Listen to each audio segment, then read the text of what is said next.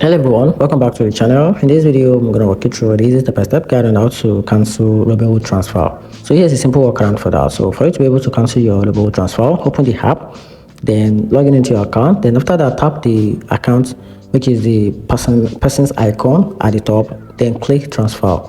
Then tap the pending or find the specific transfer. Tap the transfer.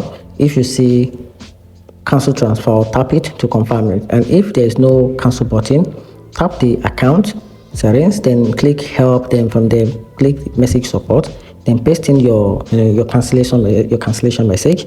Then here's a quick special note by transfer type. If it is ACH bank transfer, this often cancelable while pending. Then if it is instant card withdrawal, may process too fast to cancel. So contact the support right away and your card issue if money posted. Then if it is crypto sent, irreversible. So once broadcast to the blockchain, it's already sent. There's nothing they can do about that. Then if it is a card, which is a full account transfer out, sometimes it can be stopped early. So contact the customer support immediately. And that's it. Hope you find the video helpful. Turn on the notification button and subscribe for more.